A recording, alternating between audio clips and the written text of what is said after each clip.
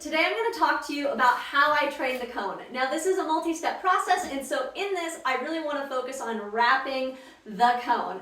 Now, if you haven't already, I would check out the video on the spin and twirl behaviors, which is just where I have my dog go in a circle in either direction on the flat. Not only is this a fun trick to train, but it's also really good body awareness, and it helps to prepare for the motion and the shape in which our dogs are moving their bodies around a cone. So I highly recommend doing those behaviors before you introduce the actual cone. So here I have my cone. This is just kind of a basic traffic cone. If you don't have a cone, I always recommend just kind of using an object you have around the house. Some of my favorites are just kind of small waste bins or trash cans that you can kind of fold, or plastic, easy to move, but also kind of have some good size to them, not too big, not too small. Other options are sometimes they make those round kind of laundry baskets that also work great for kind of at-home training without getting a cone. So without further ado, I'm going to introduce this much the same way I introduced the spin and twirl behavior. I will be using a lure for this behavior at the beginning, but as always with lures, there's something I like to fade really quickly because I don't want my dog to be too dependent on that lure for too long, and I really want it to shift it into a pattern of doing the behavior and then getting the cookie and not just having the cookie in front of the nose the whole time. But that's how we'll start. So with the cookie in my hand, I like to use my thumb over the cookie. We're going to have our dog come around. And I'm going to start with the dog kind of doing a standard wrap around. Let them do this. There we go. And good job. Good. Alrighty. So now we'll start with dog on right. I'm going to bring my hand around and let them follow the hand search. And I like to use the search as a little bit of a reset, and then just kind of come into a heel. It's not necessarily at the start and the heel, but it kind of helps for orientation. So again, I know you know what the behavior is. So it just kind of helps me reset and restart if that's an easy behavior. If it takes too long to get the heel, I would just kind of omit it at this point until I have a solid heel behavior that I can use as part of this exercise, because I don't want it taking too long in my transitions. The goal of these sessions is that they are fast and they're fun. And so I really, again, demonstrating it, I like to do maybe one, if the dog is keen, 2 wraps. So I might just start with kind of 1 wrap, just like that.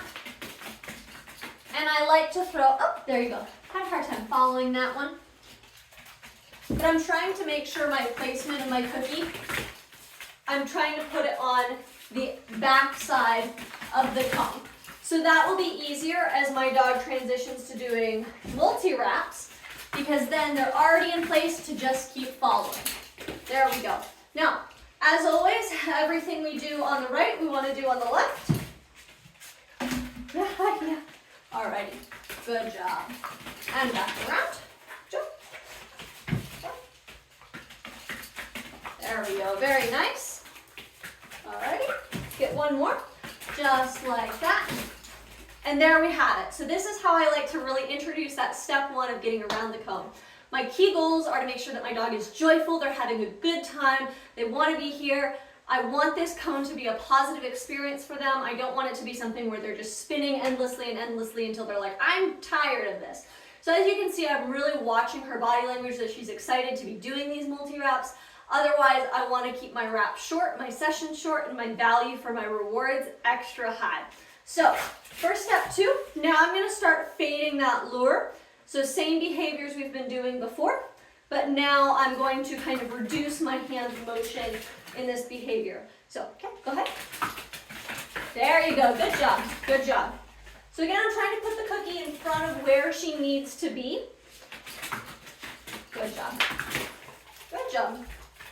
So my hand is not directly in front of her nose, but I am using kind of that position. And now I'm starting to shake up where she's getting the treat from, so she never knows where it comes.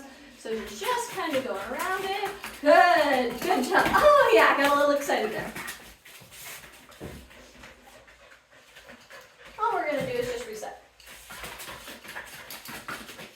Yeah, good job. So we kind of overcorrected a little bit there to make sure that we got it.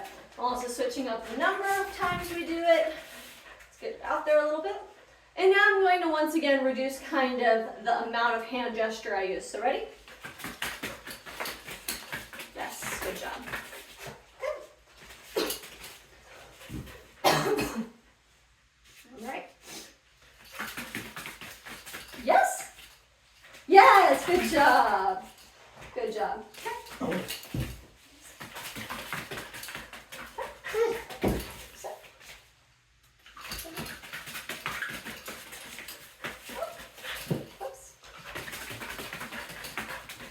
So the lure has been faded too quickly. I'm gonna add one in where she's really clear. Okay. You gotta chew and swallow, buddy. Yes, good job. Really happy when she gets that with the reduced lure.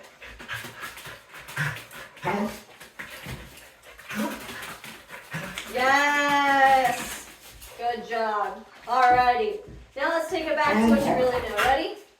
So, when I'm ready to finish this behavior, I'm going to add my cue to it. My cue for a cone is wrap, wrap, wrap.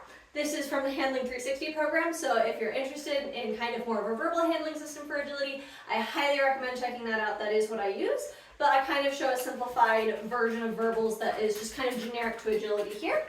So, with that, I'm basically going to say my cue, prompt the behavior, reward it when she gets it right. And in this case, she knows this cue a little bit better than just going back and kind of redoing the behavior from scratch. So you ready? Yes, bam. Good job. Ready? Yes, good job. Let's switch sides. Okay. Okay. Super excited. Let's give a cookie for those heels. Alrighty, ready? Wrap, wrap, wrap, wrap, wrap, wrap, wrap, wrap, wrap, wrap. Yeah! Good job. Wrap, wrap, wrap, wrap, wrap, wrap, wrap, wrap. You need to quiet down here. Wrap, wrap, wrap, wrap, wrap, wrap, wrap, wrap, wrap. Yes. Wrap, wrap, wrap, wrap, wrap, wrap, wrap, wrap, wrap. Yes. Good job. So as I continue these behaviors more, I would essentially work on using more verbal, less hand, and make it so that way I can essentially extend the distance of this cone, be able to send her out with my verbal cue. I might give a small hand gesture. I might use a small little kind of stirring motion with my hand, but I really want to work on fading that over time so that way I can just say rap, rap, rap, and I can focus on doing my job of running wherever I need to run while she raps. One last detail on this. How many times does the dog wrap it before they're finished? When I say wrap, wrap, wrap, she should be staying and wrapping the cone, and it's kind of as many times as long as I am still saying the words. So that'll kind of be dependent on her speed, how much she does, per the amount of time I'm asking her to do it. And realistically, as I'm advancing this skill, I want to make sure that I'm not having her wrap it too many times in one go and that it's just constantly more and more wraps. I want to make sure that is a variable number of wraps. But as I'm incorporating it into my agility practice, I'm essentially looking for her to do nice, tight, clean wraps around the cone and not going too wide as that she's changing kind of her speed, racing into that cone. So I want to kind of get as many wraps to make sure that she is actually wrapping the cone nice and tight and not just making a high-speed pass at it.